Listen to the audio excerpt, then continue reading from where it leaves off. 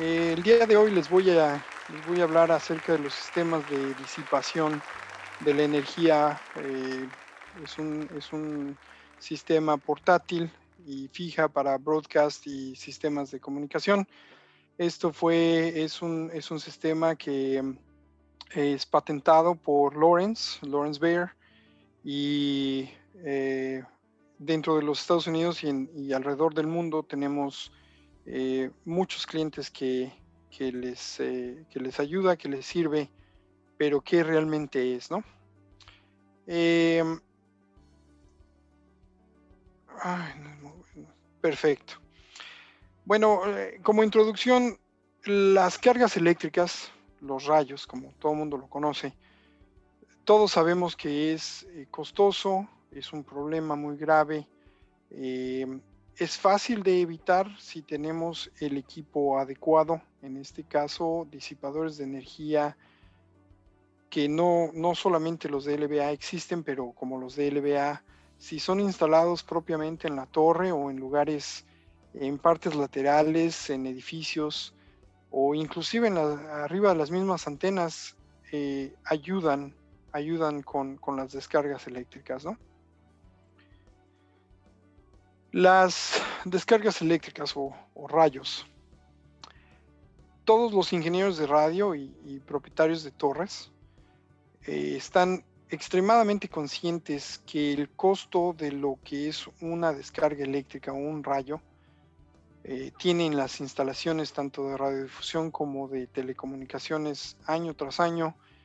Debe de haber un presupuesto explícito para esto debido a los problemas que genera.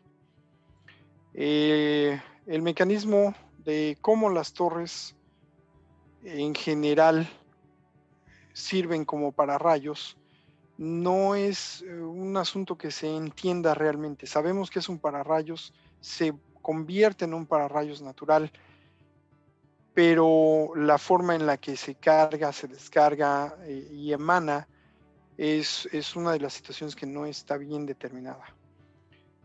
Muchos científicos han hecho muchas investigaciones acerca de esto y se sabe desde hace algún tiempo que las torres de comunicaciones son, por definición, las que más atraen relámpagos en áreas más que el área del subsuelo o el suelo. Los daños por relámpagos o rayos están en aumento en los últimos 35 años. También hay estudios en los que se piensa que es debido al calentamiento global. Los investigadores del gobierno estadounidense piensan que la mayor parte de este aumento en crecimiento de la población, quitar árboles, abrir estas zonas, finalmente es lo que ha contribuido aún más a que haya más descargas eléctricas. Para darles una idea, el estado de Pensilvania es el estado identificado como el que tiene el mayor número de informes de daños de servicio en el Servicio Meteorológico de los Estados Unidos. La tasa más alta de informes de daños registrados por número de habitantes se encuentra tanto en Dakota del Norte como en Oklahoma, pero Pensilvania es el más importante.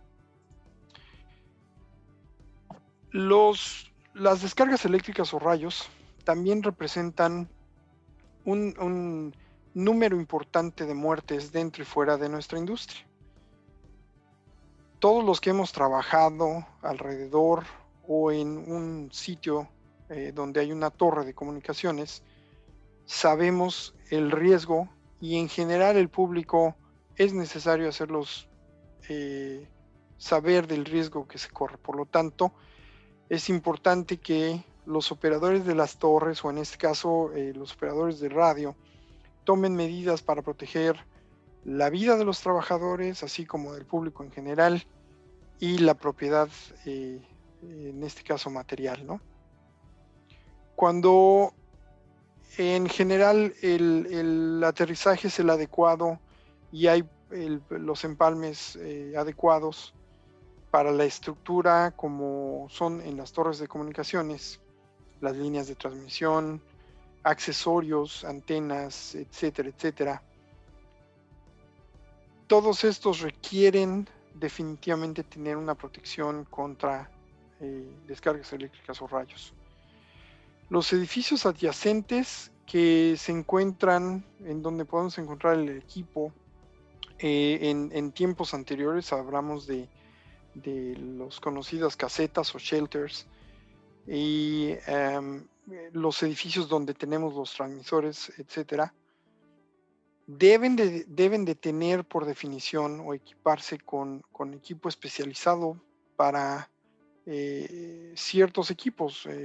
Es muy importante definir que se sugiere que se tengan jaulas de Faraday para equipo muy sensible o muy sensitivo, pero la realidad es que esto es muy costoso y no es rentable para la mayoría de la industria. Sí se evitan mayores contratiempos, pero no es rentable. Esto se puede lograr mediante una selección de componentes estructurales y otras piezas metálicas, las cuales son los disipadores y los pararrayos, ¿no? Como tales.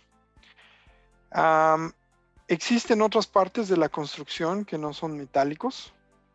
Un aislamiento del suelo se logra fácilmente con un halo de alambre, tal vez del número 4 de cobre. Es el tamaño más típico y lo más utilizado en la industria.